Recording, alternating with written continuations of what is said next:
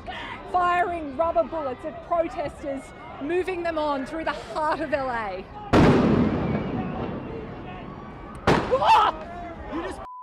یہ مناظر Los Angeles میں ہونے والے پروٹیسٹ کے ہیں، جہاں آسٹریلین صحافی لورین توماسی براہ راست رپورٹنگ کر رہی تھیں کہ اچانک پولیس کی جانب سے فائر کی گئی ایک ربر بلٹ انہیں آ کر لگی اور وہ درد کی شدت سے چیختی نظر آئیں۔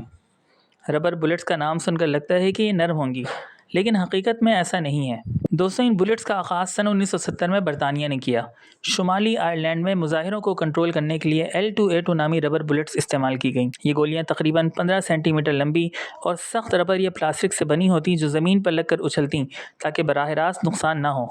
مگر محض چند سالوں میں یہ کم جان لیوا ہتھیار کم از کم 14 افراد کی جان لے چکا تھا، جن میں کئی بچے بھی شامل تھے۔ ان گولیوں کو ربر بلٹس کہا جاتا ہے، لیکن حقیقت میں یہ اندر سے لوہے، دھات یا سخت پلاسٹک سے بنی ہوتی ہیں جن پر صرف ربر کی ہلکی سی تہ ہوتی ہے۔ یہ گولیاں اس درجے خطرناک ہیں کہ اگر کسی کے چہرے، آنکھ یا سینے پر لگ جائیں تو اندھے پن، پسلیاں ٹوٹنے کے واقعات اور موت تک واقع ہو سکتی ہے۔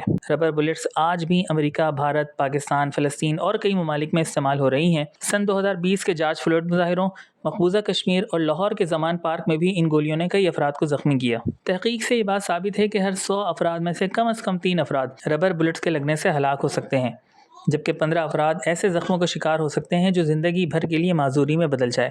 دوستوں، کم جان لیوا کہہ کر حکومتوں نے ان گولیوں کا استعمال قانونی تو بنا دیا، لیکن اصل میں یہ گولیاں نہ صرف جسم کو زخمی کرتی ہیں بلکہ ذہنی صدمہ بھی پیدا کرتی ہیں۔